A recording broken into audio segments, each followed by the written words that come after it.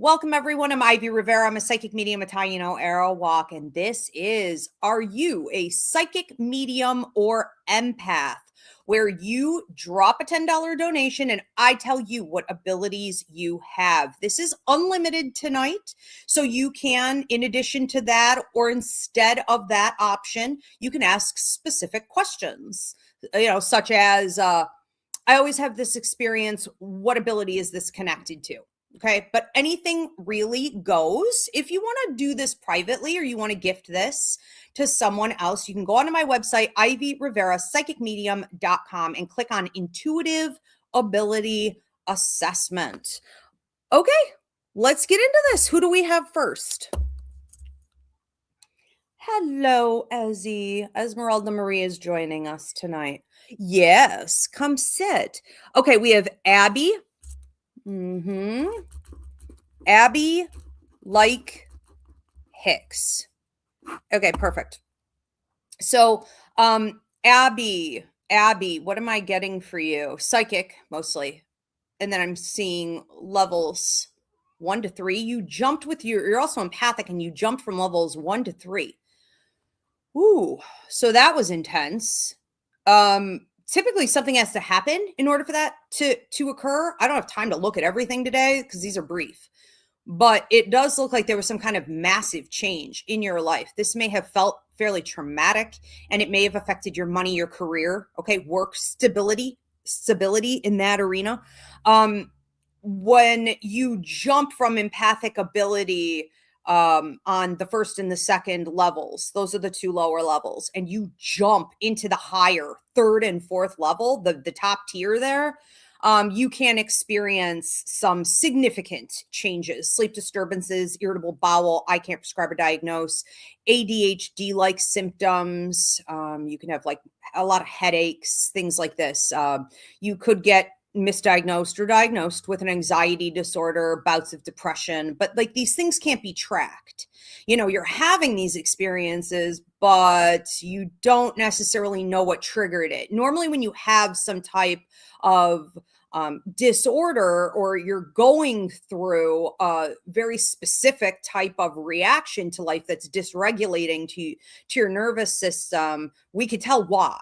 Okay. But with intuitive intelligence, we can't tell why, because the scientific community, the doctors, they refuse to address this at all. They want to act like it isn't real. Okay. That's how they're making their money. So, you could be feeling a little bit, since that occurred in the last couple years, like you jumped and you became a completely different person, because empathic ability affects the way you feel emotionally, energetically, physically, and mentally. When you hit the third and the fourth level of empathic ability, you develop telepathy. So you're hearing other people's thoughts. That could make you very paranoid at first.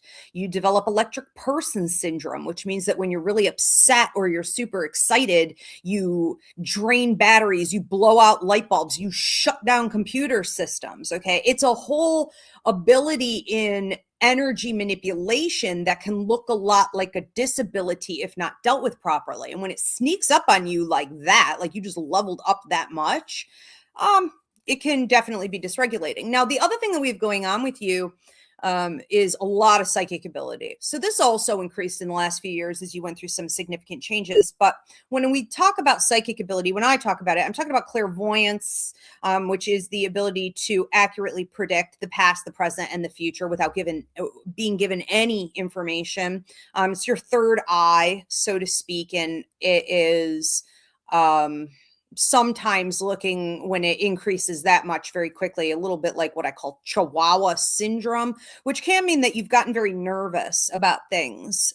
Psychics who don't fully understand that that's what they are know when change is coming. They can feel almost like the other shoe is going to drop, or a terrible foreboding. But it doesn't mean that something bad is coming. You could just be like winning the lottery, or meeting a really great new lover, or getting a job promotion. But the human body reads energy shifts the same way. And that is almost like an attack. Okay, so it can make us very nervous. But with this level of psychic and empathic ability, I would say that if you were to merge both of these, you would be great at medical intuitive work. You would be great at psychic surgery. You would be great at things like any type of paranormal work, although I don't see you leaning that way, but also things like criminal investigations, missing persons, remote viewing, finding lost objects. Okay, so what you can find in someone's body, you can also find in spaces, if that makes sense. Okay. You also have quite a lot of mediumistic abilities, but that's always been there. And I haven't seen a ridiculously huge shift with that. In the last year, there has been somewhat of an increase. So you combine these, you could do readings, you could do healings, you could really take this wherever you want. All right, we're going to move on to Eric Evans. Do I have any intuitive abilities? Okay, so Eric Evans. Intuitive ability assessment for Eric Evans. First thing coming up with you is mediumship and channeling. Some people channel and don't know they're channeling. Some people hear from spirit and never even recognize that's what it is. And one of the key indicators for someone like you who not only has a lot of mediumistic abilities and spirit communication going on, but actual channeling of messages through you, which is like top tier mediumship. One of the physical things you're going to want to watch for so you can control this a bit more, get educated, and be a determining factor in where it goes when it happens, is the ear ringing on the left side. So when the left ear rings, the grandmothers used to say left for love, right for spite. And that's fairly accurate. When the left ear rings, it is spirit trying to communicate. When the right ear is ringing, it's psychic ability kicking in, not necessarily spite, but it could be a warning. So pay attention, okay, to what's happening with that. But the left ear ringing for you is a direct link to what we call clairaudience. Clairaudient ability is the ability to hear a spirit in your head as though it is your own inner voice. So, and our native belief is that this increases in the bathroom. Congratulations. So you're literally never alone. So when you're like taking a shower, you're brushing your teeth, whatever, you are going to notice an increase in the ear ringing. You are going to notice a lot of breakthroughs in the shower. For example, like certain songs are popping in your head, answers and solutions, creative ideas, are popping in your head, and you may credit yourself for that, which is fine. But a lot of it is actually coming from spirit, because all of the bathroom elements, right? So this is our belief, is that the porcelain, the earth, the water, the mirrors are all conductors of communication with the other side. This can also be happening for you as you doze off or wake up when the veil gets lifted between the worlds. So this could also, if you're not noticing the literal tinnitus, it could also be like a pressure, like when an airplane goes up or comes down. It could also sometimes, for some people, feel like a seashell is up to your ear or tingling. The channeling ability that you have here, it's like you are, and I can't prescribe or diagnose. There's a big difference between a memory block, right? Or being spaced out and having full-on blackouts. Okay. So I'm not talking about blackouts when I say this, but there could be gaps in your. Could you take that down? Thank you. Because I don't want like my face blocked. So the whole time I'm doing the show, like Kim, I don't want it up there the whole time I'm doing the show if it's going to like be blocking my face in a disruption. Okay. So we could just pop up the name. And as soon as I say the name out loud, you can take it right back down. Thank you. So we are talking in channeling about an ability you have voluntarily and involuntarily where you may not remember chunks of time. You may not remember even what you said, but spirit is using you to give information out to other people. And it's a trance state. So you could say something that's very healing or supportive or a breakthrough comment. It could be anything randomly, but you're just like saying something and it's a breakthrough for that other person. And you don't even realize you just did it. All right. So this is something your grandmother had on mom's side of the family. You have some mediumistic abilities on dad's side as well. So you kind of got it, from both avenues here. I think that you also have quite a lot of psychic ability, and that's been brewing the last 2 to 3 years, and because of people. You may have met some people who were shady. You had to use a lot of your discernment. You had to polish up on your judgment, and you may have learned the hard way. Okay, by dismissing some people and being like, yeah, my psychic ability, my gut instinct, my intuition is telling me no, but I'm going to go ahead and like reel this person in or let them in or even chase after them. And bam, bam, bam, you had to learn the hard way. So we do see an increase with psychic ability as well. What could you use all this for? Well, psychic mediumship readings. You could do tarot. You could do, the cat's looking at herself in the mirror. She's obsessed with her own image. Hilarious. You could, what else should he really be doing with this at this time? I feel like learn to perfect it in your own life first, okay? Before you focus it all on how to give it out to others. It's like you have so much additional information in your life if you look back at all the times you dismissed it and then had to learn the hard way. But you have a lot of examples too on where like you said something or helped someone and you didn't even recognize that you did, and look back at all the stuff I said about like dozing off, waking up, clairaudience, the shower, the bathroom. Okay, start piecing this together for yourself and then see where it takes you. We are going to move on to CJG. CJG. What abilities do you have coming in here? Empathic on the highest out of the three. Okay, you've mostly got empathic ability going on here, and you hit a level 4 with your empathic ability. You were hovering at like a level 3 for years. I want to say the last 3 years, even 5 total. You were between that second and third, but it seems like in the last 6 months, you peaked into the 4th. So what happens during that shift is an increase in, let's say you don't want to talk to people, but no matter where you go, no matter what you're doing, whether it be online, it be out in public running errands, it be at work, it doesn't matter where you are. Okay. On the bus, in the line at the bank. I mean, like people just come. Okay. So you become very magnetized, like you draw people in toward you, and you would have been attracting all along, because this even starts at the lower levels, people who are in desperate need of healing. So you attract random people who want to talk to you, be near you, engage with you in whatever way. And they are draining your energy because they need some type of healing in their life. You would attract on a more intimate level friends. You may have even been born into a family that's fairly dysfunctional or needs a lot of healing. Lovers, just be careful. Coworkers who want to latch onto you because they are draining you of your healing abilities. And that's always unfortunate. You know, as an empath, you really have to protect your energy. You can also attract a lot of liars. It's ridiculous. Now, you are a human bullshit detector, so that's a given, especially with the higher levels. And that being that you leveled up into the 4th level within the last 6 months, you may become even more of a human bullshit detector. Okay, which is great.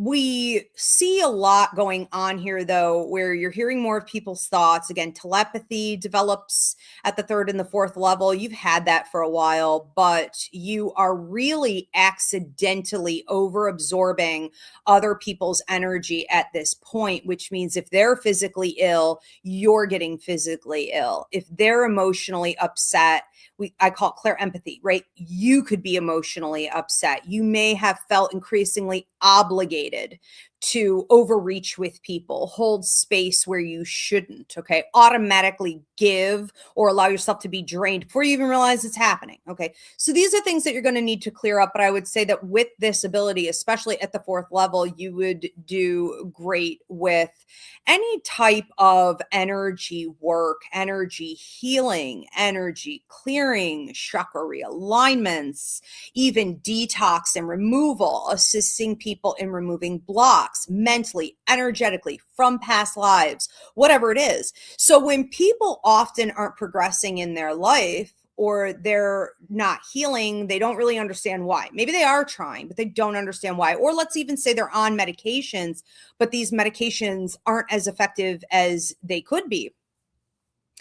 You could be the one who comes in and knocks out those blocks and obstacles. Okay, makes them more, I want to say, susceptible to the flow of energy. And you may also want to take a strong look at your psychic ability at this time, because you have increased a lot in knowing what's going to come next. Like, you're on fire. You basically have a thought pop in your head. Your right ear rings. You know, you have a certain feeling. You have a dream, AKA prophecy. And then it happens, not in weeks or months or years, but in minutes or like hours or even like days. Okay. You're really, hi, mama, come on over. You're really getting tight on this.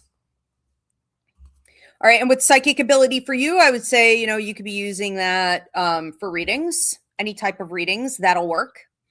And let's move on to another one. Mindy Michelle. Mindy Michelle. Could I get everyone to please stop for a second and give this video a thumbs up? Please do like it, give it a heart. Also, if you could drop a comment of any kind, it really does help me on the algorithm, and I would love to hear where you're tuning in from. So if you could drop your location, that would be great. Also, please do subscribe and share this video. All right, so we are going to do Mindy Michelle. Mindy Michelle, what intuitive abilities do you have? A lot of mediumship. Ooh, which side of the family is this? Your dad's? Holy shnikes. You have a grandmother. Okay, you have a grandmother on dad's side of the family who was like, I mean, wicked intuitive intelligence here. She was probably one of those grandmas that was faking it and pretending that she was like Catholic or whatever religion, you know what I mean, your family is subscribed to. But she was playing card games. Now, the grandmothers who played card games, okay, they were a witchy bunch. That's not what they were doing. I'm not saying they were never playing rummy or whatever, but most of the time there was no one else allowed there but their girlfriends, and they were doing readings. That's why you see some tarot readers still using a deck of cards, meaning playing cards, okay, instead of tarot decks, because they had to hide it. And she had every ability that there was. She was also given by her grandmother what looks like instruction on herbs and oils and burning. I don't think this is sage as much as it looks like lavender and lemongrass and some other things. And how to cleanse, how to clear space, paranormal or otherwise, how to do healings on people's bodies, especially for like pregnant women and people who were dealing with cancerous conditions, but probably at that time they weren't referring to it as that, or they didn't fully know it was that. So she did it all. She did it all. This is now handed down to you. Okay, so it may have skipped a couple generations, not because it wasn't there, but because they were fearful of it. And when you reject your abilities, you can end up with what looks like mental disorders or become actual mental disorders, anxiety disorders, depressive disorders. Okay, you're not supposed to reject this. So anyways, you could have some people in the family who have it but didn't use it properly, okay, based on fear. And you're up. I feel like what you're going to be doing with all of this, if you so choose, is following where the universe is pulling you. And that's going to be in any type of healing work. In particulars, could be more clinical. So you have to be careful that if you're doing any kind of clinical, like a medical work, anything from psychology to nursing to, you know what I mean, but becoming a surgeon, I mean, whatever you do with it, you want to be careful that you're not only doing that. Okay. You want to always be cleansing that out by doing, you could call it spiritual work, okay, or energy work as well. So that's readings, Reiki, psychic surgery, paranormal work, criminal investigations. I mean, any type of, you know, alternative healing work. I think that you may find that you are also pulled into helping people more in advocacy type work. All right. So whatever route you decide to take that in, I would expect that you are using some of these innate understandings on alternative or holistic healings that grandma passed down to you, but also using this very strong mediumistic ability to channel spirit on call, okay, at any time you choose. So just saying what spirits are here, who wants to talk, it'll be there if you want to lean in. All right. And that's something a lot of readers have to chase. They chase it and chase it and chase it. But if spirit doesn't really want to talk with you, they're not going to. If you're not always working from a high ethical code of conduct or morality, they're not going to talk to you. You can attract the lower ones, but you can't attract the higher ones. So when you can do it on demand, that says a lot about your character as well. All right. Mindy Michelle, thank you. And who do we have next? Shauna Dempsey. Shauna Dempsey, psychic, straight out of the gate psychic. In level 3, looks like empathic ability, moving into 4 here. I think that what we really want to do with this is have enough insight, because right now you're not ready to like fully launch. You may feel like, well, I don't want to just go out there and start doing psychic readings, you know, willy-nilly, even though I get a lot of information psychically, it comes randomly. I don't understand the patterns in it. I don't think I could do it on demand. I think something that would be good for you is to take this really spot on psychic ability and do it more deliberately through, and you may already be doing this, tarot. If you take tarot in such a way where you're understanding the meaning traditionally of the cards, it can help you with your confidence. But I also see you working with, I think they're called oracle decks. Am I right? Where they have no maybe specific meaning, or they don't have words on them, or whatever it is. Okay. They're a little bit more freestyle is how that's what I mean by this. There are other types of decks, okay, that would help you with scrying. Thank you for the hearts on TikTok. So scrying is the ability to look into like a crystal ball or fire or tea leaves or runes or bones or blood or coffee grounds, the Turkish coffee ladies. I love them. They'll just look at the junk in the bottom of the coffee cup and they'll just give you this amazing reading. And it's like, what? I mean, that in itself proves that some people like to have a little bit of a visual. That's what scrying is, but they don't necessarily need it, you know, to get the right information. And that's where you are. Okay. So give yourself some help. Give yourself a tool. Cards specifically, I think would work well for you. Okay. But I think ultimately what you may be choosing to do with this is some type of healing work because of all the empathic ability you have, where it's like, maybe you give a Reiki session or you offer long distance healing, you do energy work, psychic surgery, what have you, chakra realignment, whatever. Where you're also helping people to detox when they're stuck in life. They don't understand why they're not getting anywhere because they have certain problems they need to let go of, changes they need to make. You could have specific insight into that. This is a good place for you to start. And then maybe you sort of bring in a little bit of reading. Okay. I used to work psychic fairs like 4 days a week. We were traveling psychic fair, and yeah, it was like 4 days a week. They were like 10-hour days. And then I would do other psychic fairs and parties and stuff during the week. And, you know, it was a lot. But I forgot what my point was, because what were we talking about? We were talking about your empathic ability, your ability to, oh, right. I know what my point was. This was a while ago. So, you know, maybe like 15 years ago. I don't know. I don't see it much anymore, but I'd bring it back if I were you. There were always a couple women there, no matter where I went, what psychic fair I was working.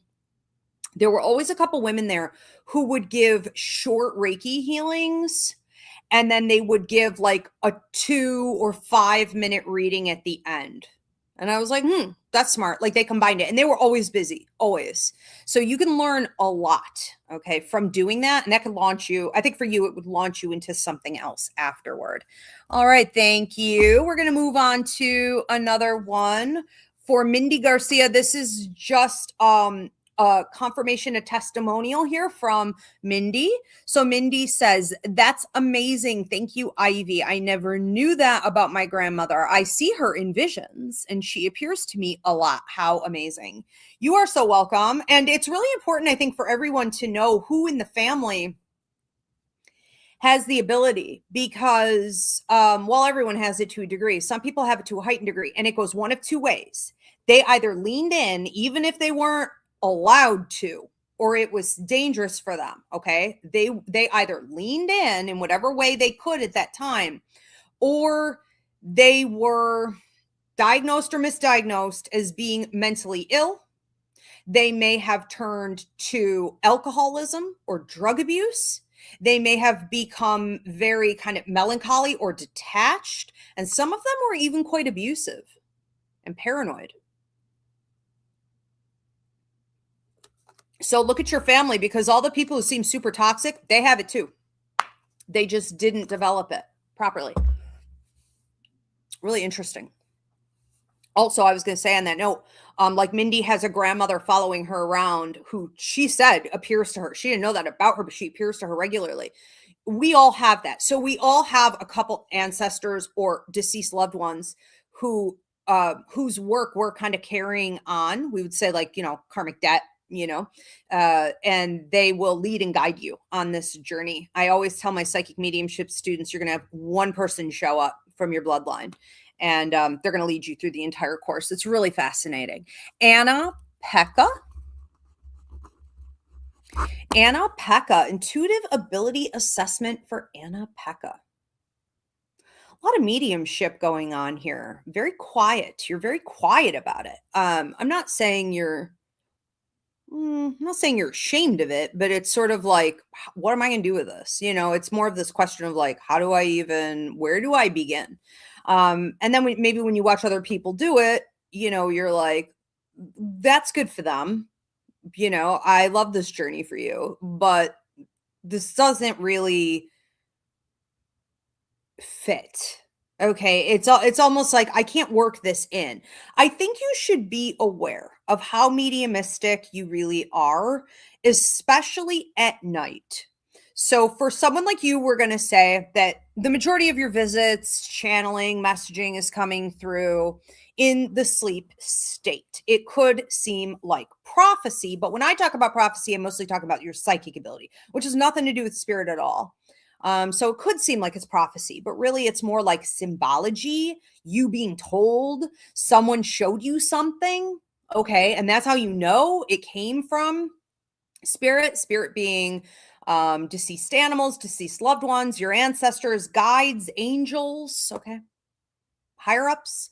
And you're realizing how accurate these things are, these sort of prophecies that you're having, especially in the last 3 to 5 years. You've had an increase over the last year to about a year and a half, and you peaked at about 7 months ago. So we also see the haunting hour affecting you. No one likes this, but I would love to hear in the comments, who's affected by the haunting hour? This is an international phenomenon where from 3 to 5:30 in the morning, you are woken up, or you don't go to sleep until it's almost over because your body can't rest.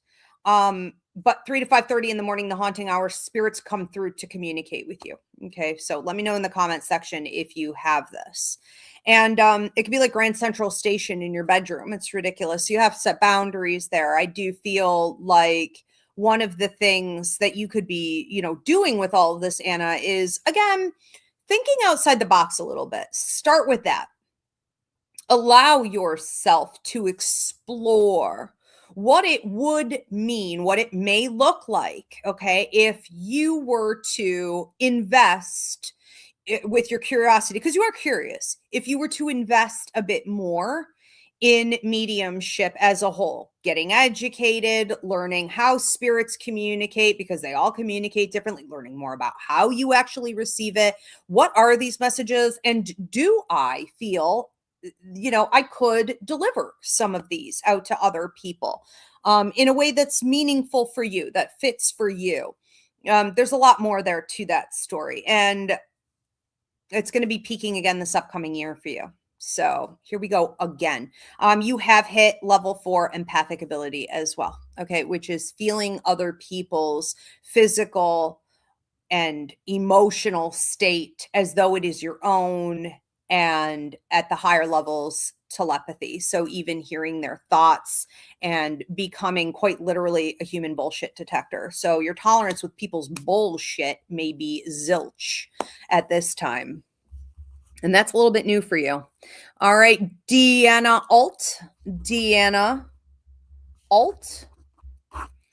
Deanna, what abilities does Deanna have right now that are super important to know about? Psychic, and mediumistic.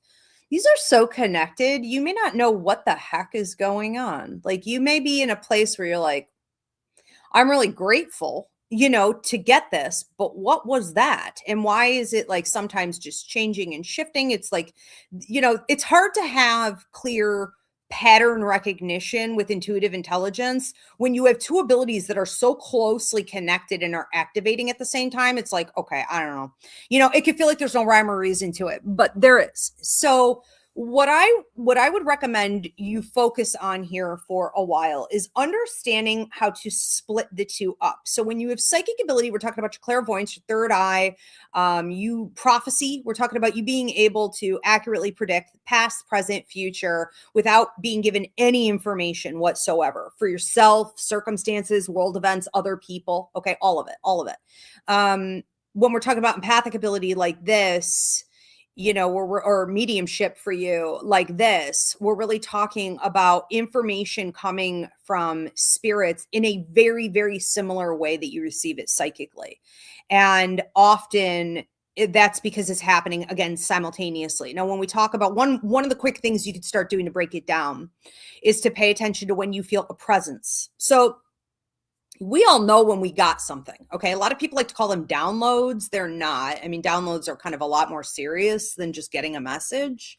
Downloads can take weeks or months. Okay. And are pretty dramatic. But when we receive some type of message, we want to pay attention to whether or not we felt like a spirit was there. Was I alone when I got that piece of information, whether it be in a dream, in your kitchen, in your vehicle, because spirit likes to come through when you're driving a lot because of the motion meditation, walking the dog, walking yourself, whatever. Okay. Pay attention. Did I feel like I was alone at that time or not? If not, you could put that in the mediumistic category. Okay. And then you also want to look at things like ear ringing and other physical cues. So when the left ear rings, tinnitus, or, a tingling, a pressure in the ear, we're talking mediumship. When it's the right ear ringing, mostly, we're talking psychic ability activating. When we are talking about an anxiety attack, we are typically talking about mediumship, not psychic ability. Okay. Because when a spirit comes in, it can often affect our energy field. And the more message delivery they're doing, the more the anxiety attacks and possible anxiety disorders are getting misdiagnosed with an anxiety disorder. I can't prescribe or diagnose. You may also feel a sense of dizziness when mediumship is activated. So it could be like translucent lines going across your vision. You could feel like you're having a drop in your sugar or blood pressure, but the doctors can't find anything. You could have numbness in the mouth. Okay, the face, a tingling in the tongue, tingling of the hands or the feet, or a feeling like spider webs are up over your face, like a sticky feeling. That's all mediumship. These are all physical signs that you've just interacted. Okay, whether you wanted to or not, that someone has interacted with you. Okay, so start breaking it up into two different categories. That's where you need to start. Okay, and then it will get more clear, and you can learn more about each ability and what the messaging really is. Okay, we're going to move on to another one. This is Scotty on TikTok. Scotty, what intuitive ability? Psychic, straight out of the gate, psychic. You also have an ability to hear from spirit in a time of crisis, which is really interesting. I call this, this is often connected to messenger of death syndrome. Okay, so with psychic ability, there's a small portion of psychics who are able to know when someone is going to pass away ahead of time. They know when someone's going to get ill with like a serious disease. They know when an accident is going to occur, some type of trauma is going to hit. You can get very in tuned over the years with things like world events. Okay, wars and things like 9/11, whatever it is, certain leaders, okay, what's happening with their decisions. And it can feel like a blessing sometimes. It usually feels like a curse. It can make you hyper religious. It can make you believe that anything in the spiritual world is demonic. People may have told you not to talk about the things that you see, or they've said that it's bad. And you may, at some point, if you don't keep it in check, feel like you're actually causing it, like you're manifesting these diseases, traumatic incidents, accidents, deaths. You're not, okay? You're not manifesting it. You're just seeing it ahead of time. But the way I see this mostly playing out for you is like, I'm driving, and I psychically know that I need to shift lanes, or I need to get off the highway, or I need to, change things about the time I leave my house. You just know, you just have a weird feeling and you do it. And then after you shifted lanes, an accident happens right over on the side of you, and it would have like demolished, totaled out your car, something like that. So you seem to be pretty in tuned psychically in such a way where it's within like minutes, okay, even seconds of something occurring. I think the other thing that you really have going on here is a high level of empathic ability. I would say level 3, where you are able, I keep seeing cards being dealt to you. So you could be receiving a lot of tarot. I thought you were actually doing tarot. Take it out, resonates. But with empathic ability like this, it's a knowing what to say to people. Okay. It's an ability to know what people need. And I think that if you were to do something like readings, you would be extremely capable. And you could also transfer this to being like a counselor, a therapist, a psychiatrist, a psychologist, maybe even like a spiritual life coach or life coaching. Okay, there's a lot that you could do with this. You're probably just being put in a lot of management positions. You're probably always being told to like speak to people, because you can relay information over to them properly. But that's not really where it's at for you in using these abilities. So we want to take to the next level. But you are very capable of telling people, okay, it's like, here are your cards, and then you hear stop. And it's like, this is what you need to know about the changes that need to be made, or people sometimes just need to hear some healing kind words, even though they would never share their personal business. Okay. They would never talk about a certain wound. But somehow, okay, what they need to hear. And it's very powerful. Okay. So I would start there with just giving out random loving messages and not making it weird. I mean, we don't have to, and this is sort of a bit of a message for everybody here. We don't have to stop and say to people, can I give you a message? I mean, you're not Long Island Medium, okay? And she has editors. So I assure you, it's also not really appropriate, in my opinion, to be doing a lot of that. Because we want to respect people's boundaries. Don't go dump an emotional load on them while they're in the middle of their work shift. They got 6 hours to go. Take it easy, just because you're so eager to say something. That's not what I'm talking about. I am talking about being able to give a loving gesture or say something in the right moment for someone, okay, which is when it's really supposed to be done. And it wouldn't be there if it wasn't supposed to. Okay, come out, be more open. And this is just a general message for everyone. Be more open about giving whatever thought pops in your head, whatever feeling, whatever kind words, okay, needs to be said. All right. Let's move on to another one. This is for Miami Heat 305-ish. Miami Heat says, "Hi, Ivy. Any abilities that might still be in neutral that I can further develop or might be in the future?" Okay. Abilities in neutral can further develop. All right. Let's see.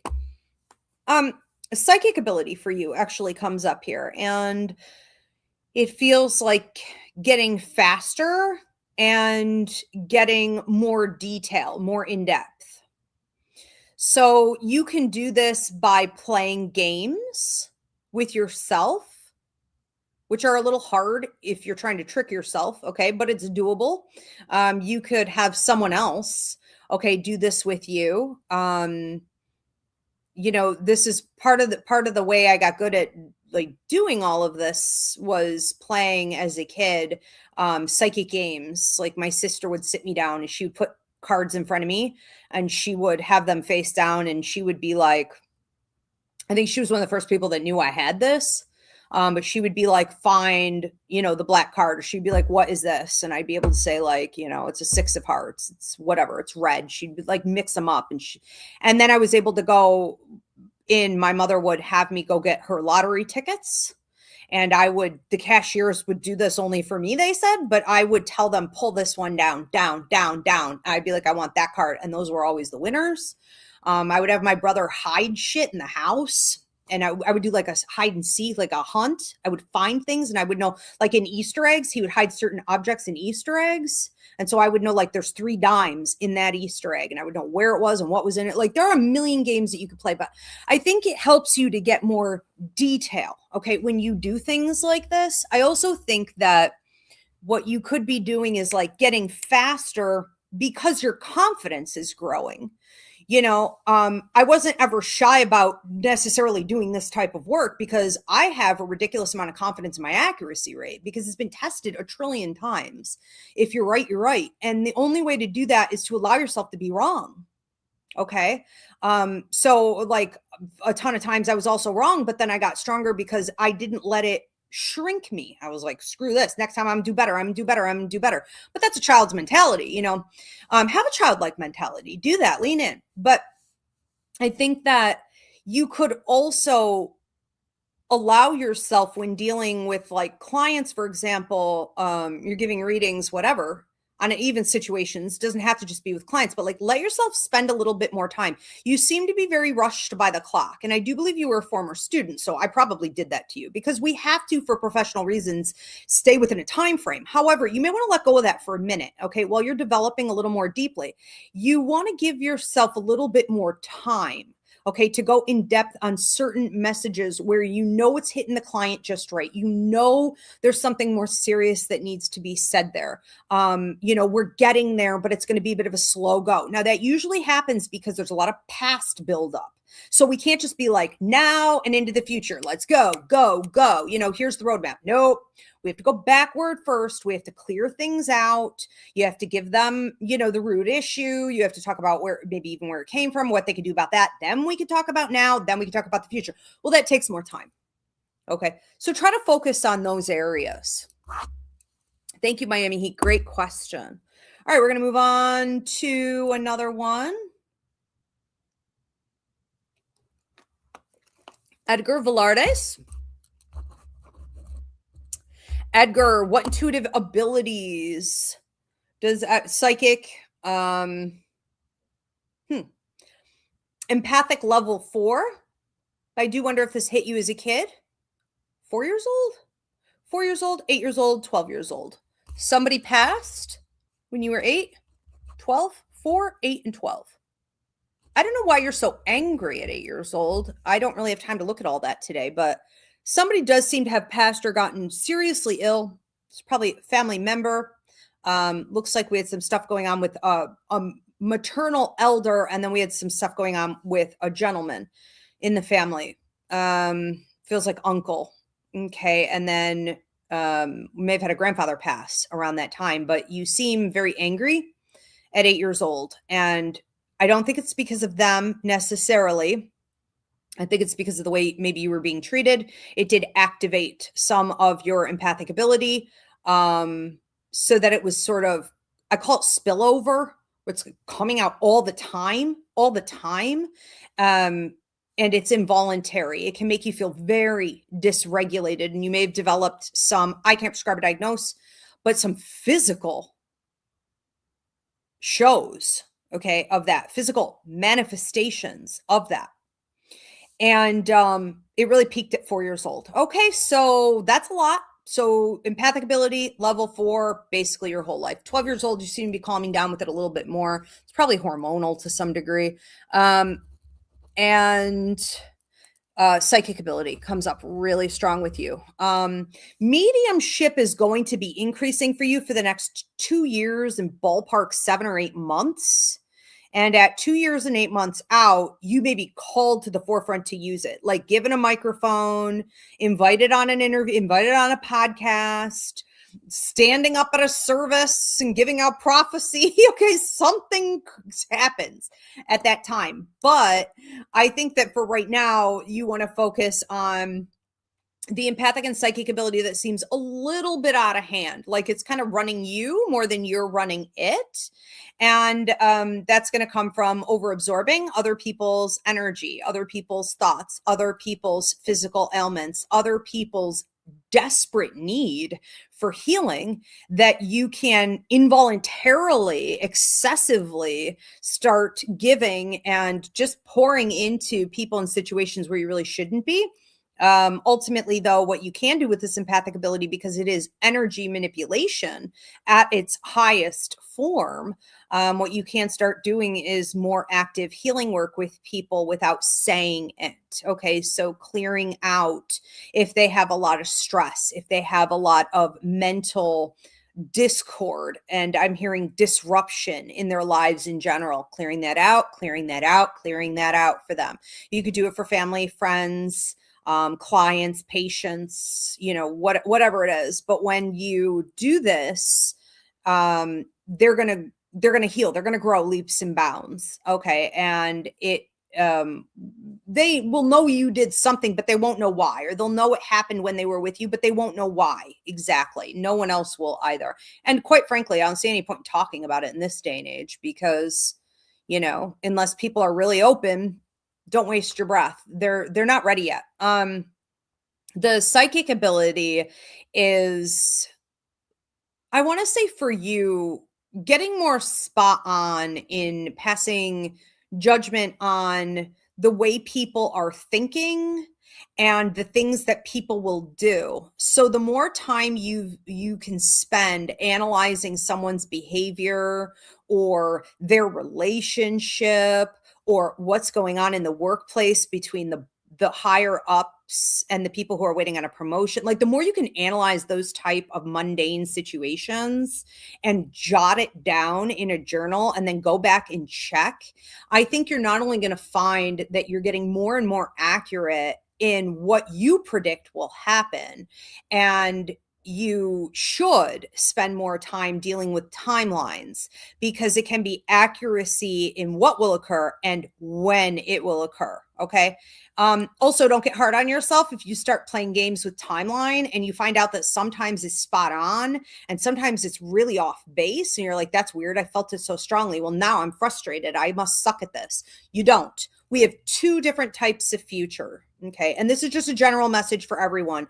I talk about this pretty heavily in my psychic mediumship course. There are 2 different types of future. There is destiny charted future. It is written in the stars. You can see it in astrology. You can see it in the numerology. I can give a 100% guarantee that something is going to happen because it is written. There is also free will future, which means based on your decisions, other people's decisions, other factors that occur, timeline can be shifted. And sometimes certain things won't occur at all, or other things will. Okay, so we don't control everything. That's why when people say, well, I don't understand, is life just like a joke? Is it all going to play out one specific way and I should just laugh at this like a maniac? It's all ridiculous. It's rigged. It's set, or is it whatever we make of it? It's both. It's literally both. okay, at all times. And you have to understand which is which. And the only way to really understand that is by testing situations like this out. So have fun with it. Very interesting. Okay, let's move on to another one. Dorothy Hall. That was my grandmother's name. Dorothy. Dottie.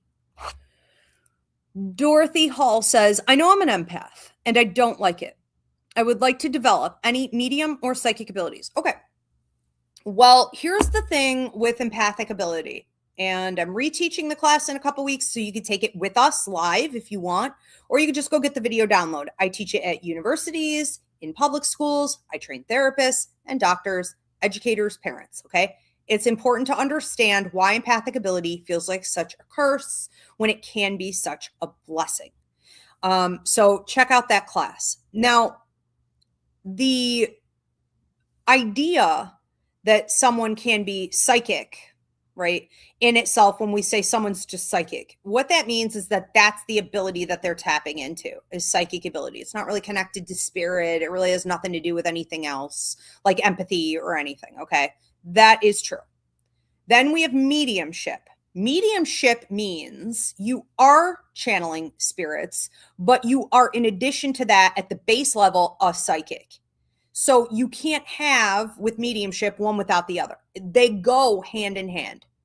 Then you have empathic ability. And anyone who has a lot of empathic ability is automatically mediumistic and psychic. So you already have all three, okay? Because I would agree that you are very mediumistic, Dorothy, or empathic. But I do think that it's up to you to develop the other two. Because empathic ability can just run you over. It could just rule your entire life. Okay. Hence the empathic awareness training. The intensity of empathic ability is so great that it can drown everything else out. And if you're not properly trained in it, you're not controlling it, it just stifles you. It stagnates you out with like almost like a burnout, emotional, energetic, physical, mental, all the things. Okay. And you have to learn to manage that first, so that those what seems like disabilities, okay, and a lot of people are misdiagnosed with a bunch of things because they are highly empathic. But you have to get those right before you can really explore psychic and mediumistic abilities without having them entirely drowned out. Okay, so yeah, but it's there. It's available to you. So learn the language, languages. Psychic ability is a completely different language than mediumship. Mediumship is actually fairly complicated, and you got to start from the bottom up. Okay. But for you, start by getting your empathic ability under wraps. And hope to see you for the psychic mediumship course. You'd be a shoo-in. Wellness Sanctuary. Wellness Sanctuary. What ability or abilities does Wellness Sanctuary have? So you have Messenger of Death syndrome. Somebody else got this tonight, and it is an ability that can cause you a lot of discomfort if you don't understand that it isn't a curse, that it is a blessing, and it's something you really need to lean into. Okay, so when we talk about Messenger of Death syndrome, we're talking about you being so psychic that probably from childhood, you would have prophecy about when someone, usually within the family, and then it extends outward from there. But someone in the family was going to pass away. You may have also been the one who received the first visit from a family member who passed away. You would know when someone is going to get into an accident, they're going to get sick, they're going to, go through some type of a trauma. You would be able also with this to work in criminal investigations, missing persons. You would do well Also, in any paranormal work, from exorcisms to attachments to paranormal cleansings on houses or land issues, um, I think that you have to understand that your psychic ability is a little bit different than what a lot of people have. And you want to use it very intensely for healing purposes, or preventative purposes.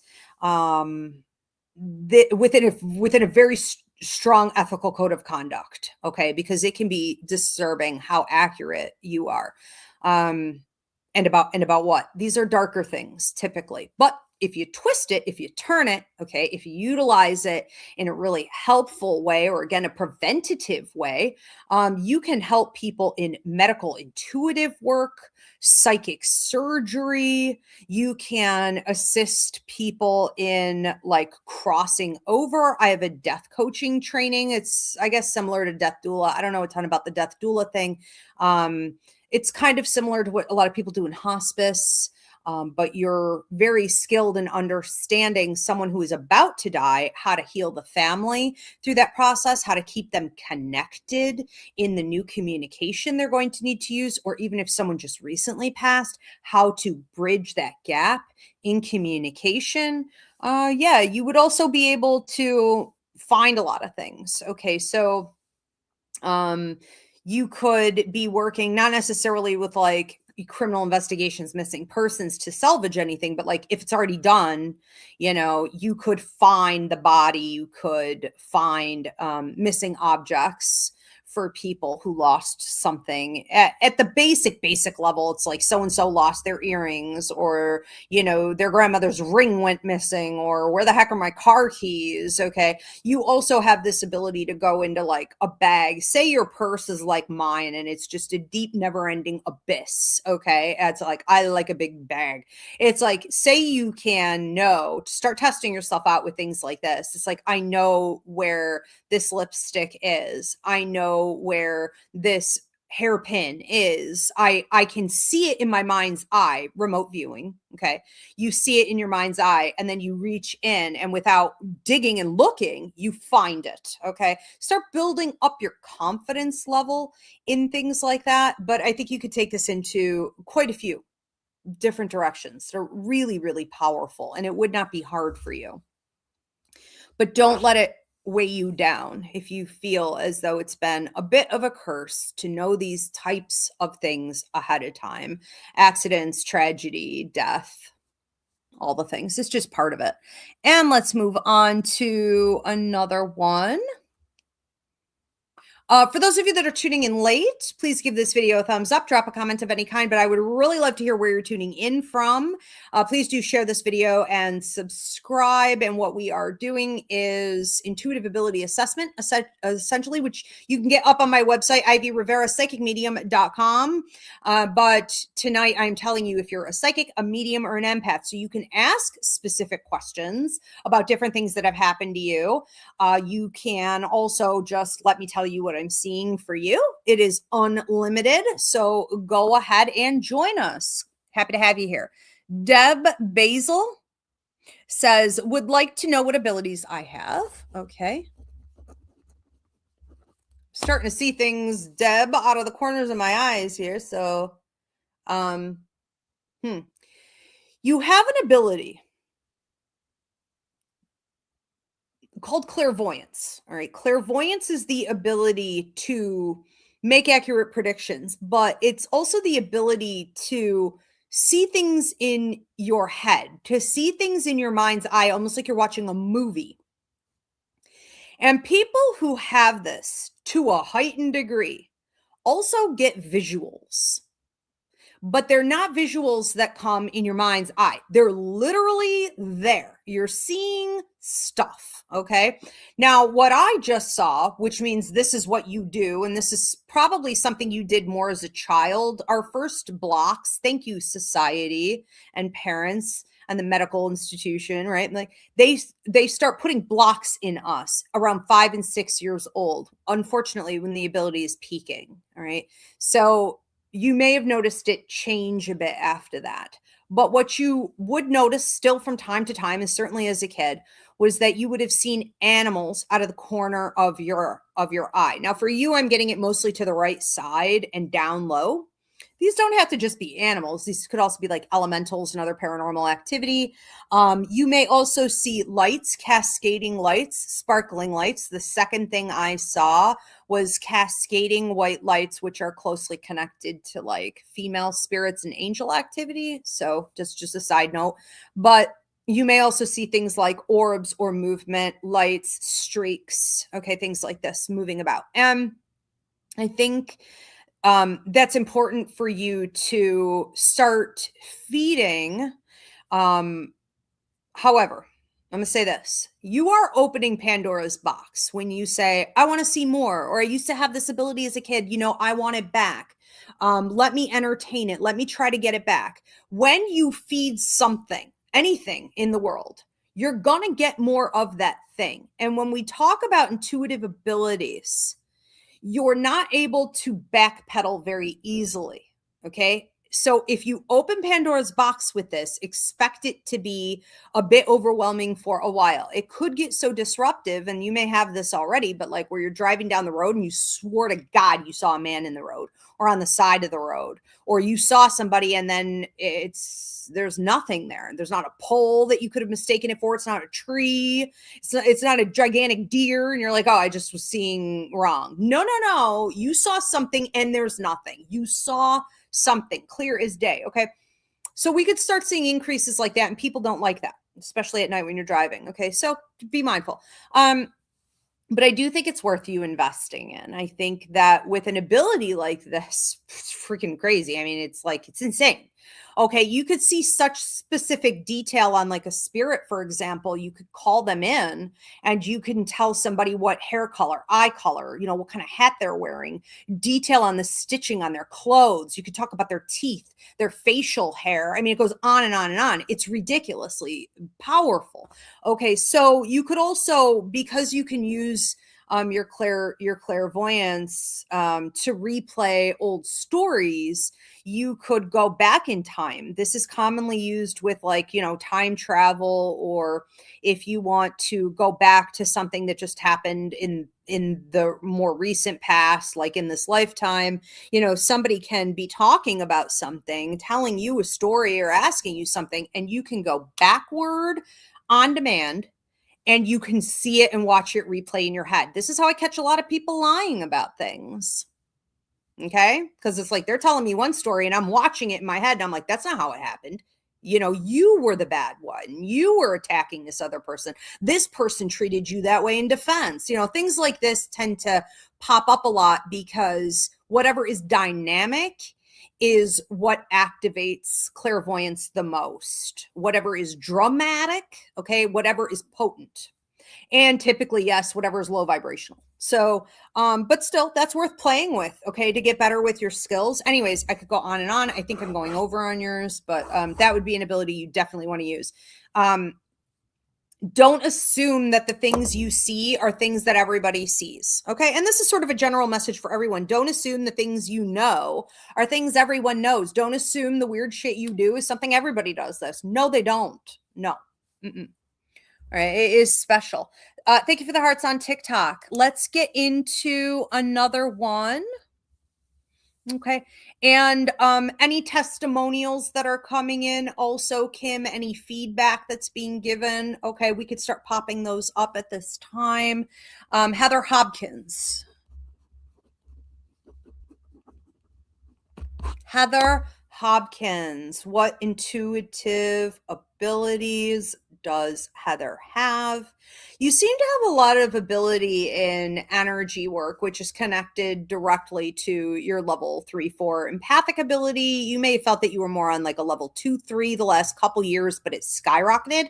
So it seems like you went through something, major change. This could have affected your finances. I can't prescribe a diagnosis. Could have been health related. There could have also been tension in a relationship that was a foundational relationship for you. So now we're here. Now what happens is that in the past, you were working a lot with like crystals or the cards or pendulums or whatever. Take it as, I'm just going to say tools in general. It doesn't have to literally be those things. But it seems like it was a combination of different things. I think that in the use of those tools, you learned a lot about energy transfer and how to manipulate energy, how to also read energy. So, for example, you were asking for some type of an answer, and then the energy would pass through one of these tools and objects. You would read it, you would decipher it. Okay. So, you learned a lot about that. You also learned about what was defective. Okay. So, it's like, this is inconsistent. This is not, I don't think, always right enough that I can trust it anymore. You're learning about, yeah, like discernment. You no longer need any of that stuff.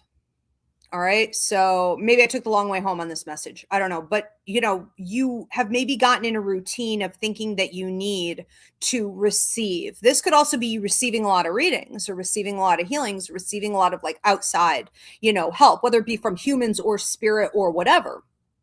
But I think now, because you are at these higher levels, you're going to be able to access anything psychic, anything mediumistic. Again, when you're empathic, especially at the higher levels, you're automatically a medium, you're automatically a psychic. And now it's a question of what, do you want to use it for? You're going to have an increase in mediumship for the next year and 3 months. You're going to have a major increase in your psychic ability for the next 9 months. And I was trying to see if there was something stressful triggering that. Like now, I feel like you're coming out of a stressful period. I don't think so. Okay. So, kudos. I think you've handled this well, but I do think you're tired, for sure. You need a break. Unfortunately, intuitive intelligence doesn't do that. It increases. Okay. As soon as you need a break, it's like downloads and kundalini and electricity running through my body, and I can't sleep anymore. And I'm a night owl and like all this crazy stuff happens. But I think that you really want to look at this ability that you're going to have for the next 9 months to tap in with your clairvoyance, your third eye, and be able to, yes, do readings for yourself, healings for yourself without any tools. But for others, that's a great way for you to test it out. So if you have something to say to someone, prediction, you should probably go ahead and do it. I mean, within ethical bounds, of course, but I would really start keeping a journal on that. You seem to be watching two people in your life, one who feels like a male, who almost reads like a brother type energy, and one who is a female who feels more like a friend or a sister type energy. Them in particular, and you can feel like a little bit of a stalker or a weirdo doing this, but whatever, who cares? It's like, look, they're going through all these changes. I need to increase my psychic accuracy. So I'm going to keep a journal on them, and you're basically clocking everything that you think is going to happen to them and when, how certain things are going to work out. And you try not to influence it. And then you watch it play out, okay, for proof. There may also be someone you're keeping an eye on who's negative and toxic. And that can always be fun. If you're kind of watching them and they've got a lot of karma coming to them, you could be like, yeah, I'm going to get a front row seat to the karma show. Some bad shit's going to happen to this person because they deserve it. It's coming, and that may be a male in your life. And you watch it unfold. Okay. Try to have some fun with this. But ultimately, I think you need to be doing readings on people, and some type of extraction work, which could be like detox work. Energy work, but like detoxing, helping them detox. You may be good in paranormal work as well. I don't want to go off on a tangent, but you would be good in paranormal work. You don't seem to mind paranormal work, and I got that for 2 other people tonight, but like, I don't think they want to do it. You have to be okay doing it. You have to have seen enough of the darkness of the world and the underworld in this life and be like, I'm good. I can do this. Okay. And you've got what it takes to not let it take you. You've got what it takes. Most people who are in paranormal work, they have no business being in there whatsoever. Okay, so keep it in mind. we're short on staff for sure. Let's go to, okay, Wellness Sanctuary gave a testimony saying, thank you. That was spot on. You're very welcome. Jillian Corbin. Jillian Corbin, intuitive ability assessment. I don't know if you're teaching now, but if you're not, I don't really have time to look into all that today. I'm just going to say it this way: teaching, leading, speaking, training others, constantly being put in that type of position, whether you asked for it or not. There's a reason that's happening. Okay. You have psychic and empathic ability almost intensely, like on the same levels, almost. And what that means is that you're very in tune with your psychic ability, like what other people think and what they're going to do and how they're going to talk to each other and whether or not there's going to be like drama or triangulation and how you can split things up to work better. A lot of psychic ability about what people are interested in. So it's sort of like what's happening out in the world and the entertainment world even, and how can I entice them to listen to me based on these remarks or inferences. It's like, I'm going to keep saying, and you may sometimes be like, how did I know to say that? Or why did I say that? Or you get a great reaction from the audience and you're like, where did that come from? I don't even know anything about that. Like you're talking kind of out of your rear end. You know what I mean? Where did that come from? It's your psychic ability activating. It doesn't have to make sense to you. It has to make sense to them. Okay. So you're definitely using it. I think that in connection with your empathic ability. Okay. And again, your empathic ability is a bit stronger than this. You are learning how to tell people what they need to hear with your empathic ability. That is the ability to manipulate energy. So empaths know what people are thinking and feeling, and unfortunately, we involuntarily absorb other people's energy. I think that up until this point, you have been absorbing. And now you're saying, I want less of that. I want to be more in control of it. I want to take better care of my health, my energy, my mental health, my emotional state, which means less of this absorption. Unfortunately, you can't go live in a cave and you can't take mental health days constantly, and you can't have all the personal space in your bubble as much as you want. So I'm going to recommend the empathic awareness training. You need to use the tools to block that overabsorption. And that will allow you to also be deliberate in how you do the energy manipulation, the healing work, which is the point of empathic ability. You have such a kind heart and an ear for hearing what people really need. And it's about healing their hearts as well. It's about healing their minds also. And you may be very tempted in the upcoming, I want to say 2 to 4 years, but it seems to peak at about 3 years out from now. You may be really, really overwhelmingly inclined to help people in such a way where you're using this speaking ability to show them what they can do in their own lives to become the facilitator of their healing.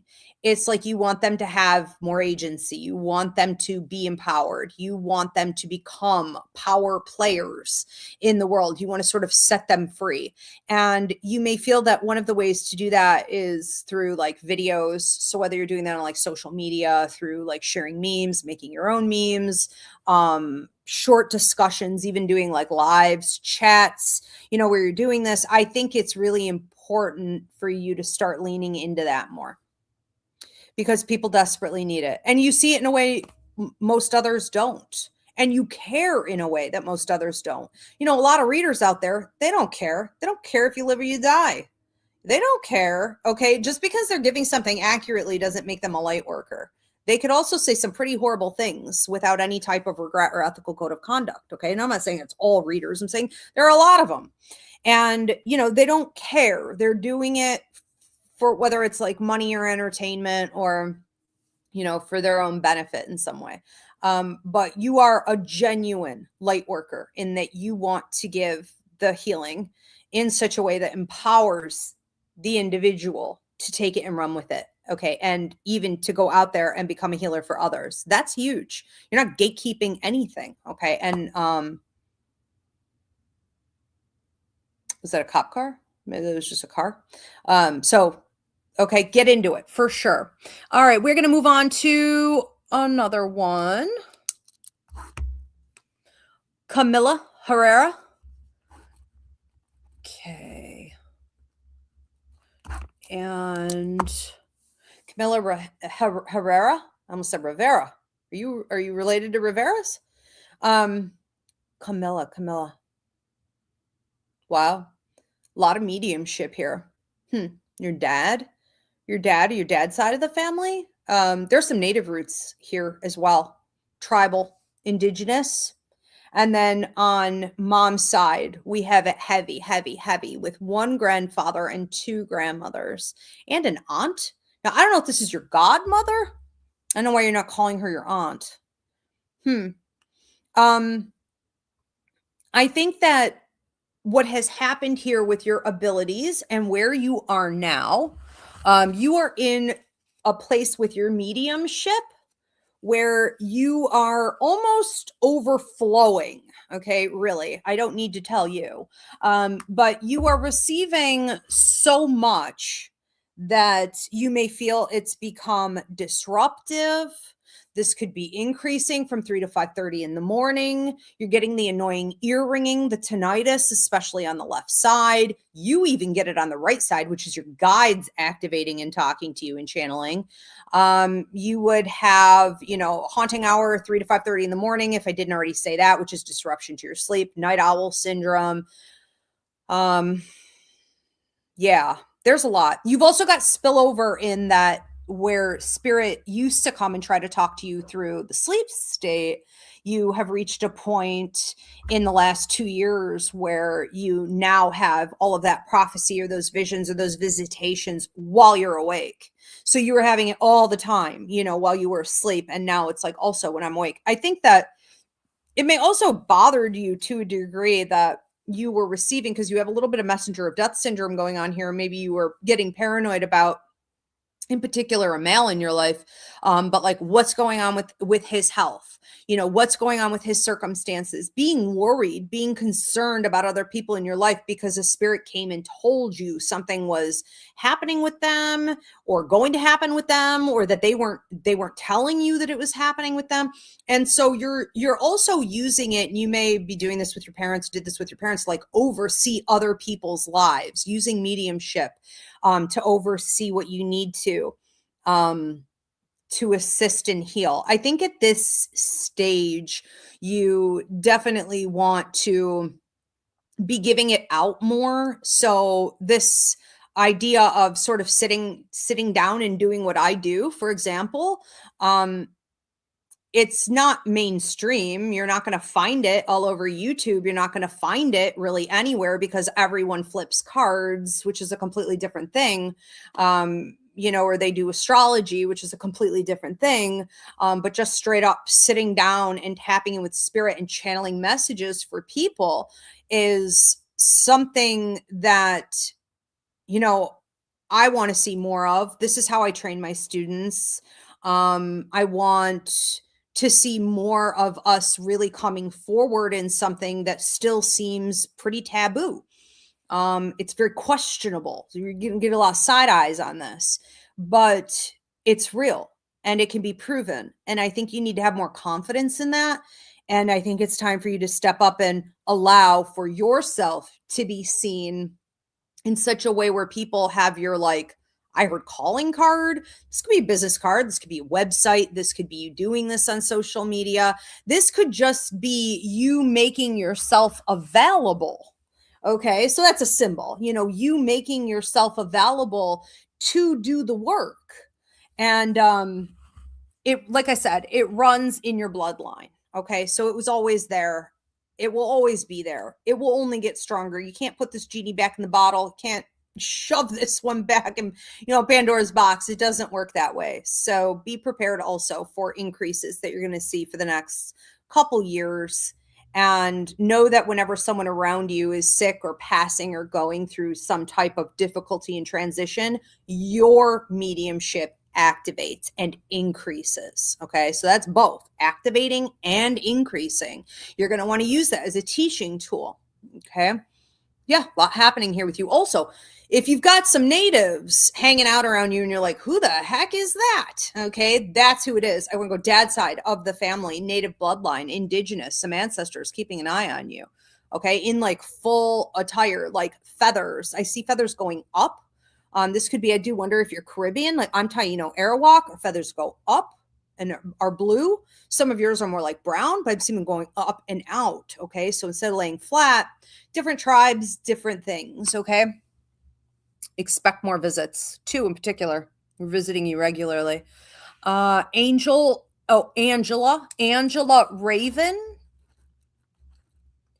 Angela Raven, intuitive abilities, psychic, and a lot of mediumship increasing from like 6 months ago into the next, I want to say 2.5 to maybe 2 years and 7 months. Mediumship increasing. Okay, let's take a look at this. Mediumship increasing, I'm going to say 2.7, and we're going to say psychic ability. You have empathic ability. I don't think you have a lot of interest in working with it, even though you talk about it a lot. And I don't know that you're talking about it because you want to. I think you're talking about it because everyone else was talking about it. For the last, 5 years or so, everyone was on the empathic kick. Okay. And everyone wanted to say that they were super empathic when they weren't. And, it was a get out of jail free card for narcs because they use all the same energy and, all this stuff. And so it's like, because it was kind of coming at you from every angle, I think you may have aligned with it a lot more than maybe what was authentically going on with you, which was more of the psychic and the mediumistic stuff. However, and you don't really seem very interested in actually diving into your empathic ability and doing much with it. But I am going to say this, probably in about 10 months out from now, you're going to bump into somebody and it's going to activate it for you. And you're going to not really have a choice. Let's just put it that way. Okay. And so you're going to want to discover more about your empathic ability truly and what it means when it's not bombarded by memes and, you know what I mean, the hot topics and what's trending. It's going to be very different, a very different experience for you. Also during that time, I'm going to tell you this ahead of time, you can't save everyone and you're not here necessarily to save anyone. Okay. So keep it in check, be careful. But let's get back to your psychic and mediumship stuff. I think that your psychic ability has really peaked in recent years. I want to say something happened 5 years ago. Something happened 3 years ago. Something happened again 2 years ago. I'm not sure if this was with a sibling or a male. This is a male in your life. I think that it would have all activated for you so that now what's happening is that you are having prophecy in your dreams. You're having prophetic visions, and you could just say it's your gut.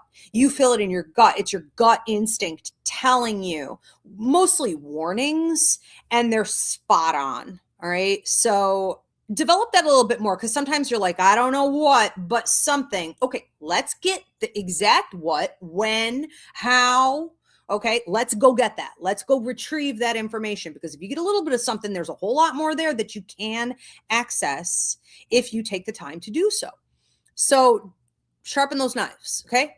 Develop that skill. Now, with the mediumship stuff, I see you being able to use your psychic ability, these predictions, with channeling of spirits, so that if you are channeling, more spirits, and again, it's going to increase for the next 2 years and 7 months, but you're not sure. Now, if you're not going to take my psychic mediumship course, you're going to have to figure this part out, okay, on your own.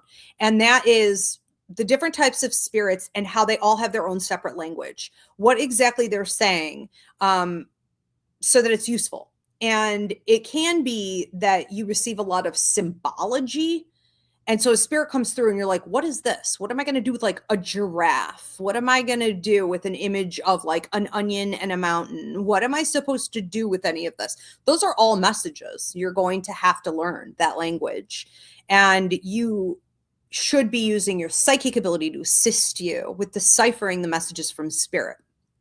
All right. So I always talk about when like there are gaps and holes, because spirit isn't always the greatest at communication. When there are gaps and holes, you got to fill that in. And the only way to really do that is to use your psychic ability, which should be really easy for you. So yeah, lots going on there. I think you could give nice full readings too, especially if you're using something like a tarot spread, like I keep hearing the Celtic cross. Or like morning, afternoon, evening, 1, 2, 3. I'm going to flip 3 cards for the day. Like you could give phenomenal readings. That'd be really, and with some channeling. Okay. Do we have more testimonials coming through here? I see. How did I know? It's like I'm psychic. How did I know you're going to pop that up? Camilla Herrera says, wow, I have chills. Everything is so spot on. I know nothing of my dad's side. But I do know that I have a lot of native, thanks to 23andMe. And lately it's been on my mind. Thank you so much. You are so welcome. I'm dying to know. Follow up. Let us know. Let us know. But it is a big difference with those feathers going up. It can narrow a lot down, especially with like Caribbean indigenous. Love that. So excited for you. Yeah, you guys really should do your DNA testing. Okay. You think you have a little drop of any intuitive intelligence, do your DNA testing. I just put a video out on this today. If you're Black, if you're gay, which is going to show up in DNA testing, of course, but if you're LGBTQ trans in any way, okay, you do have an increase. But if you're Black, if you're marginalized in any way, but if you are Native, you may not even know that you're Native. Irish have it, Latinos have it. Okay, it's ridiculous. In some bloodlines, it is very thick. All right, we're going to move on to another one. This is Tiffany Williams. We are out of paper. All right.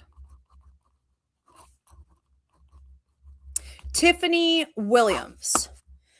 Tiffany Williams. Jaw's popping for you here. You have psychic ability in such a way where this may cause you stress. You poor thing. I wonder if during childhood it was like there were monsters under the bed. There were, demons in the closet. You saw shadow men. You saw faces. This is traumatizing, especially if you were raised in a situation where they were always like negating you. Well, that's not real, or don't talk about that, or this or that. You may have had really strong connections to your imaginary friends who were actually your guides also. So maybe you kept an imaginary friend around a little bit longer than a lot of kids were allowed to, because we were supposed to be ashamed of that once we entered into kindergarten, Yeah, you definitely had a lot of darker energies coming, and you were seen as a bright, shining light. This is mediumistic and empathic ability, really. And when darker, negative, lower energies see light, they see it as a food source. So think of Monsters, Inc. Okay, Monsters, Inc., the Disney cartoon. And if you haven't watched it, go watch it. Okay, so what happens there is that they go into the kid's room at night, they scare the child, and then they bottle the child's fear. And that is a source of energy to light up their entire city, their entire town, as like electricity. And that's literally how it works. Okay. So it's that paranormal activity will be drawn to anyone who has light, and all humans do to some extent, and they drain it. It's a food source for them. Okay. So you had that going on. You may have also attracted a lot of people over the course of your life, who are drains, narcissists, sociopaths, whatever, right? All the things. vampires in general. And you are, I think, now in a place where you're ready to take your abilities out of that like dungeness, right? Place of despair, that basement low level energy, and pull it up, okay, to ground level, and then build it and go higher and higher and higher and higher. And if you have blamed yourself in life for any hardship that has come upon you, or you wondered if you have bad juju or bad luck or bad karma, no, it's not you. Okay. It's this junk that you can attract when you have abilities this strong. And it is a never ending ish show, I assure you. So it's like, where you are now, you want to learn more about the abilities themselves. Thank you for the hearts on TikTok. You actually want to learn more about the abilities themselves. Like you're now at a place where you're like, this is so strong, it's ridiculous. And I'm really curious about how it's working and how I can use it. Also, how you can prevent certain things from coming in. So that would be really smart. The blocking and stuff with your empathic ability. Check out empathic awareness up on the website. The mediumship is really strong with you. Again, always has been since you were a baby. This does run in your bloodline, especially on mom's side of the family. You are able at this point to know what type of healing people need, or like stones, even to give them stones or crystals or healing remedies. If you work in the medical field, which I saw really strong for you. So if you're not doing it in this life, you definitely did it in your last one. I don't have time to look at that today, but there is talk of you being in more of a traditional clinical type of like medical field. Okay. So you may be like, let's just say you're a doctor. Let's just say you're a nurse. You may know what the patient is going to need before you even looked at the file. Okay. Like literal medicine, like what do they need? Now, how does this transfer into giving readings? I would say for you, I would probably start with something like Reiki or doing medical intuitive readings, maybe psychic surgery, doing chakra realignment, doing any type of, healing and energy work where you can talk with them. Okay. Now, some people don't want to hear you talk, so then just keep your mouth shut. But like, if they're open to it, I think most of them are going to want to hear what else you know. And you can share and get more confident in what you're feeling. Okay. You also channel a lot when you do healing. So let's just say, for example, you're doing like a long distance Reiki session on someone and you've got spirits showing up the whole time. Or when they're laying on your table, your hands are up here, but they open their eyes and look and they say, holy shit, I can't believe that happened. I've got hands on my lower part of my leg. Someone's touching the lower part of my leg. That's partnership. You're partnering with spirit in these things. Okay. So when you're giving a healing, there are a lot of other spirits involved in that healing. And sometimes the person feels it physically. This is going to be some of the phenomenal stuff. Okay. These phenomenons can happen with you. And it's all going to be this amazing and kind of phenomenal for you, because you did the hard work. You walked the walk. You've been through the fire. The stuff you had to put up with as a kid was scary. The stuff that comes to you, including the type of people that come to extract from you, are scary, and you're not letting it shrink you. You're no longer afraid or intimidated, and you're no longer blaming yourself. So that's just some of the ways that you could use it. But that could be Tiffany. Is that who I'm reading right now? Tiffany says yes, capital YES, exclamation mark. Yes. Yep.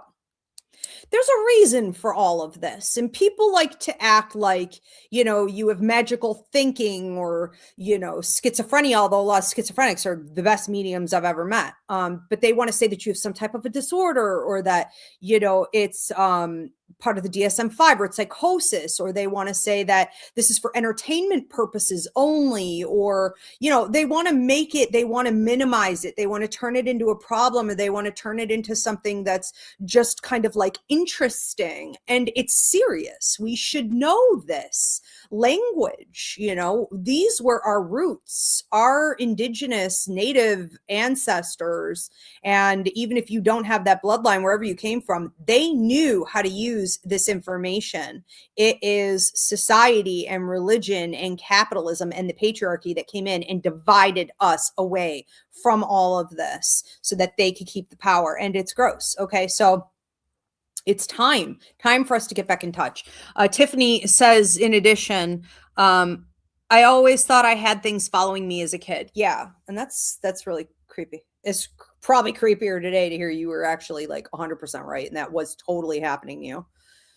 Ooh. Anyone else have that? I had that as a kid. Just like every night. It's just impossible to sleep. The things I would see, the things that and no one helps you through that. And I was in Catholic school, so I certainly wasn't allowed to talk about that, but it was literally every night. Okay. Really, really hard. All right. We need to love our inner children, our inner child. We deserve it. We need to reparent ourselves in our abilities. Angel Raven 2816 this is just a testimony. She says, thank you. You're spot on. I was afraid of the things I was getting, like jail. I'm thinking, am I going to jail? I've been scared of what I was getting. Like, is this for me? And then the empath stuff you said also, yes. Yeah. So that's a really great point that she brings up. A lot of people are afraid of the visions that they have because we don't always understand that what we're seeing is for like somebody else. So there's a lot of questioning about what is mine and what is others in this. And it's a combination of like, oh my God, is that for me? Is that going to happen to me? And then wanting to shut it down, which isn't healthy. It causes a lot of energetic problems, mental and emotional, physical problems if you keep shutting it down. And on the other side of that, it's a fear that because you were right, you caused it. Because I was accurate in this prophecy that I had, I must have manifested it. I must have wanted that. I caused that for someone. And it's like, probably not. You would have to be pretty phenomenal at manifestation. It's not going to happen by accident. And I assure you, go try to manifest $1 million for yourself right now and see if you're able to pull that off. If not, okay. No, it's that we see it coming, we read it, and then it happens. Okay. So it's more that than we are causing anything or highly affecting anything. Now, we can affect things in a preventative way a lot of the time. Okay. If it's in a free will zone, we can manipulate and manifest things in a productive way there. But if it's destiny charted, it's going to happen anyway. And there's nothing we can do about it. So there's also, destiny charted future, which we talked about earlier. Do we have any more coming in here? Angela Raven says, I oddly have a therapist. Oh, wow. Okay. Oh, and then we have one for Kim Elizabeth is next. Okay. I just want to, after Kim, pop that up. Okay. That comment that she made there about the therapist. Okay. Kim Elizabeth is next. Kim Elizabeth, what intuitive abilities do you have? You have a lot of psychic stuff going on. You seem to pass judgment on people pretty quickly. Not just people's character or lack thereof, but also what they're going to do, what they're capable of, what they're going to do. And a lot of that may have come through disappointment because you spent 5 to 8 years. Holy crap, you poor thing. 5 to 8 years you spent being disappointed by people. Some of them were family though.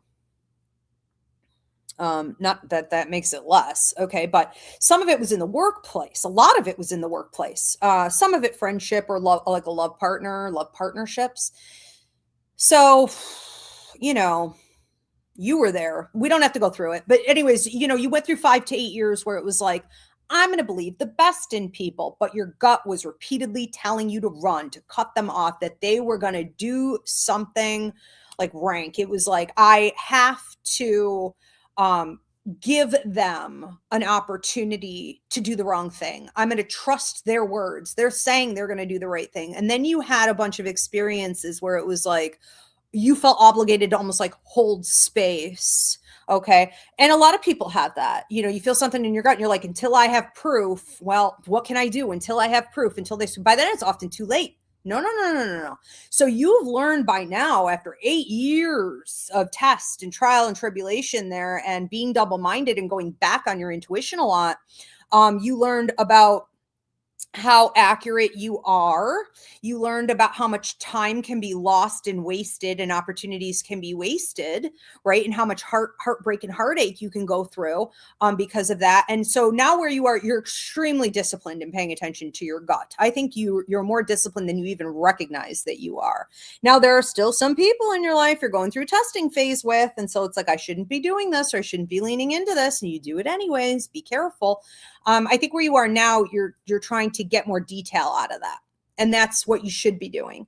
So if you're not comfortable sort of cutting people off or setting boundaries or passing certain judgments as you know you need to, but you want that additional information, you're going to want to go in psychically and pull that information. Don't forget, if we get a little something about anything, there's a whole lot more there under the surface that you can tap into if you put in the effort to go get it.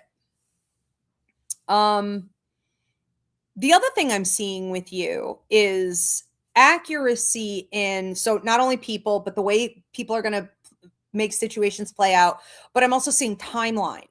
All right. So you're getting better at predicting when something is going to happen. You may have been toying with this. Like, I'm going to predict the weather. I'm going to predict, you know what I mean? How my work week is going to go. I know Wednesday's not going to be good, but all the other days seem a little more smooth, and you find out it's accurate. You seem to be predicting timeline in a way that makes sense to you.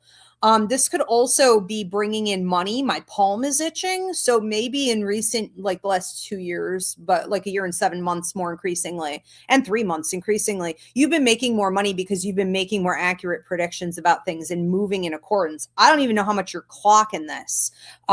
But you should be. Okay. So pay more attention and give yourself more credit for what you're doing. The other thing that comes up with you really strong is level 3-4 empathic ability. So you are able to take what other people are feeling and understand it without them ever sharing with you. You attract everyone. Everyone wants to, tell you their life story, even when you don't want to hear it. TMI all the time. You're always attracting, people in need of healing, maybe even animals and things like this. But healing situations. So situations that need you to come in and bring order and healing and resources or revolutionize them. Okay. So you're getting put in work situations. So your literal paychecks have taken on that tone. And I think at this point you need to evolve. I think at this point you need to say, what else could I do with this so that I'm doing it on my own accord? I'm doing it creatively. I'm doing it on my own schedule. I have the autonomy, the independence to really channel in the ways that I want to. I'm not stuck in a structure that limits me. So I would get into your psychic ability is also really strong here. I mean, I know I talked about that earlier, but if you were to do something like tarot, Reiki, or just straight up psychic mediumship reads. Now, your mediumship is strong, and it will be getting stronger for the next 2 to 3 years, peaking at 5 years out from now. And you're going to ride that from 5 to 7 years out. So you do need a strong psychic ability to fill in the gaps. I talked about this earlier with someone else. I don't know if you heard that, but like, sometimes the way spirit communicates, it's like, what, and then you use your psychic ability to fill in the gaps. And we do that. Those that are skilled to do that so that it's not slow. So you're not spending a year on one message. You know what I mean? It's like, let's go. Let's, you know what I mean? Help out here. Let's assist.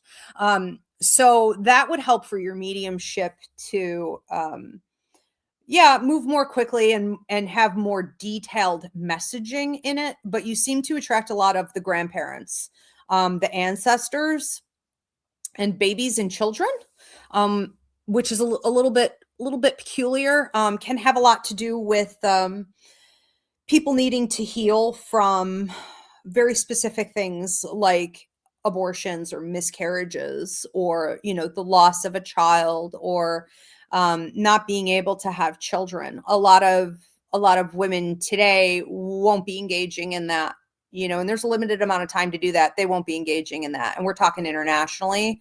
There will be no more children, basically. So that means that those kids that did want to come through are going to have messages. about that. They're fine with it. I mean, they don't have to come through, but they will still have to do the work with these parents. Okay, so you're going to be one of the channelers for that. That's going to become a big thing as we go forward. Really interesting. Okay. Also Reiki for you. Reiki, if you don't already do it, chakra realignment, revitalization of the chakras. Big thing. Very easy for you to do. All right, thank you. And I did want to go back to Angel Raven had dropped another message here, a testimony. She said, I oddly have a therapist that is telling me that what I'm hearing is my ancestors. You know, there are some therapists really coming out with it lately. I am impressed. I absolutely love it. I had gone to see a therapist who had she had like yoga was going on in the other room. I remember seeing yoga mats anyways, and she had just a bunch of like plants and like I think I saw like a Buddha statue and just some of the things that I noticed in her room about the way she had it. I knew she was going to be the first one I could ever talk to. And they were sending me off to doctors for this when I was 5 and into therapy when I was 5 years old for these abilities. And they always negated me.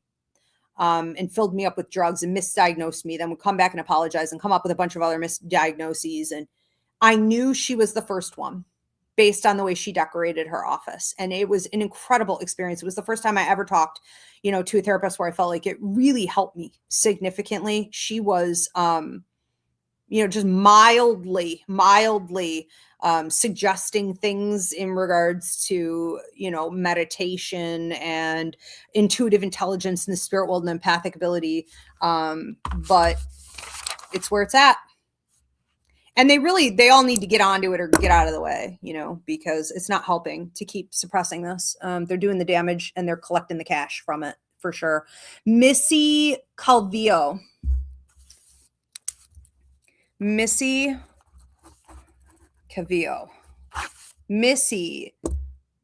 what intuitive intelligence does Missy have? I see a lot of psychic ability. I also see weird train tracks. You know what the train tracks are?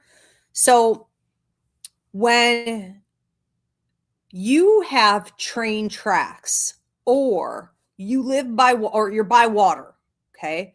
And a lot of times it goes hand in hand. Or you have a brick house, for example. So brick, train tracks, right? The iron, the steel, whatever it is, and water. These are all conductors of communication with the other side.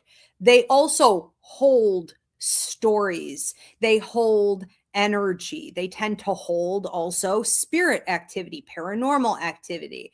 And what we would say with these is that there's a residual energy replay, okay, that happens at certain designated times, like a record on repeat, like it just replays,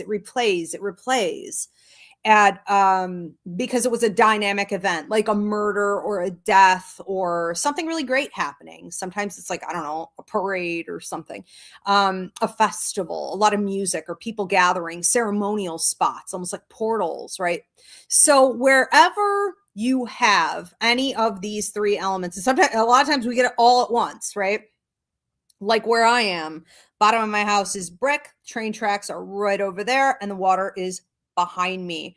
No wonder my house is on the haunted history trail, right? It was almost inevitable that it would happen. Now, what happens for someone like you is that you are constantly touching objects and they're telling you a story, or you may be weird about touching objects. This is connected to your psychic ability.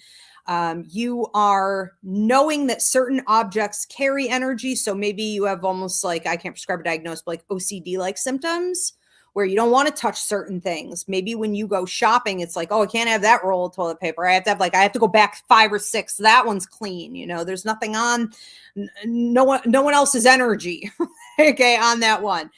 You could do it a lot with clothing. You may have noticed this as a kid. If like you were in a classroom and they tried to hand you a book that was used by a bunch of other people, or, you didn't have a pencil and it was like, well, take a pencil from Jeremy next to you. And you were like, hell no. Like, I can't touch that. I can't do this.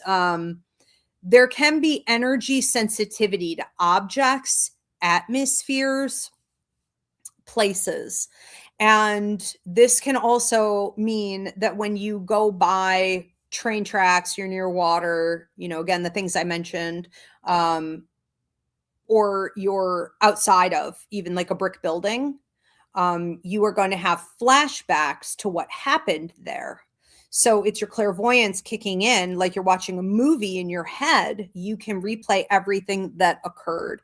You probably get confused about this a lot, wondering if it's intelligent energy and it's actually something trying to interact with you, but it isn't. It's just on replay. Again, it's residual. So you have residual energy and you have intelligent energy. Intelligent energy is spirits trying to come through and tell you something or participate with you in some way. But residual is just like a record on repeat. It replays.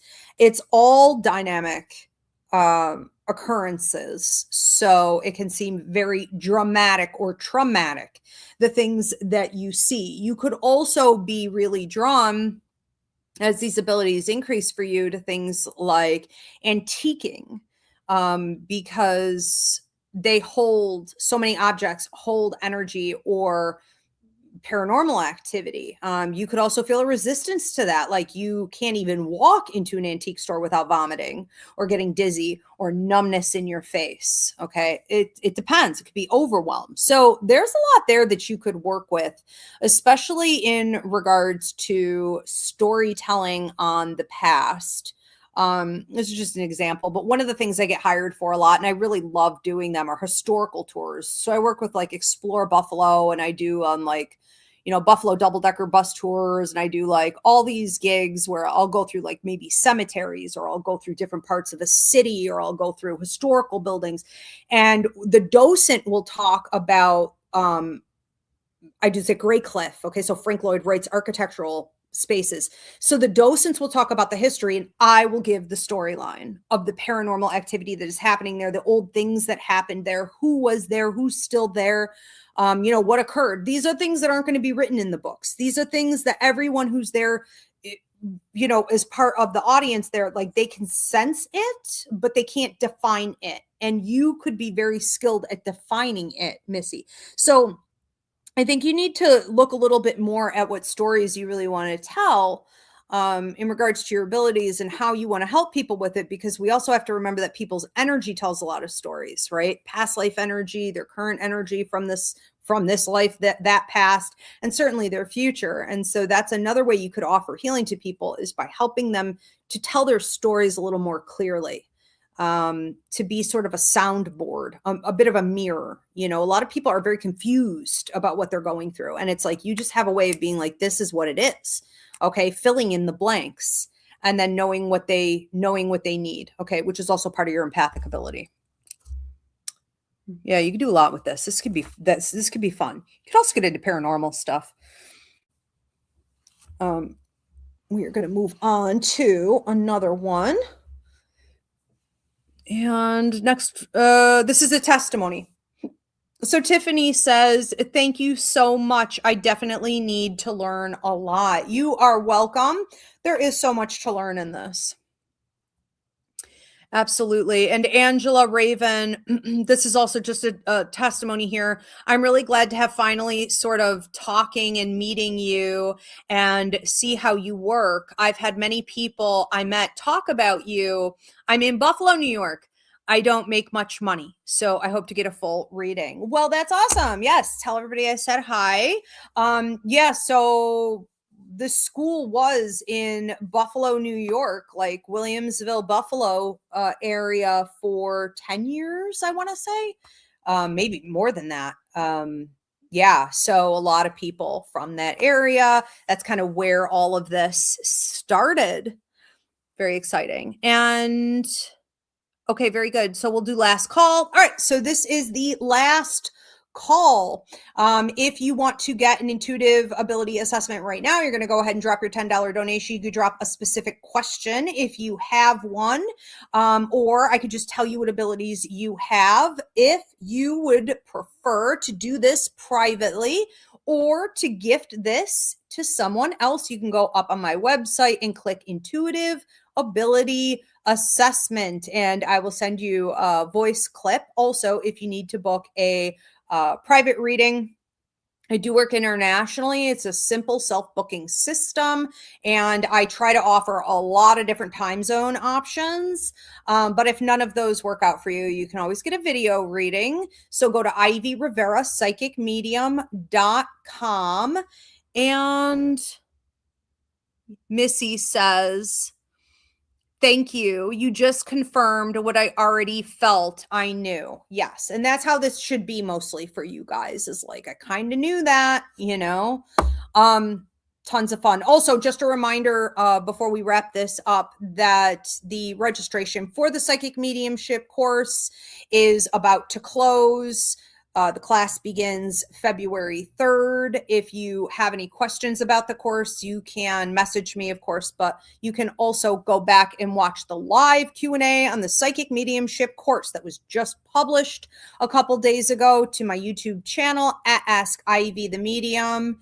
And there's something else I was going to say about that. Oh, this is the only class I'm teaching in 2026. And because I'm planning an overseas relocation and some publishing, I do not plan to be teaching again in 2027. So there could be a bit of a break. I don't know. Things could change. All right. But hopefully I will see you in there for that. So get in on the class to learn more. Are we good? We good to wrap it up, Kim? Thank you so much, Kim.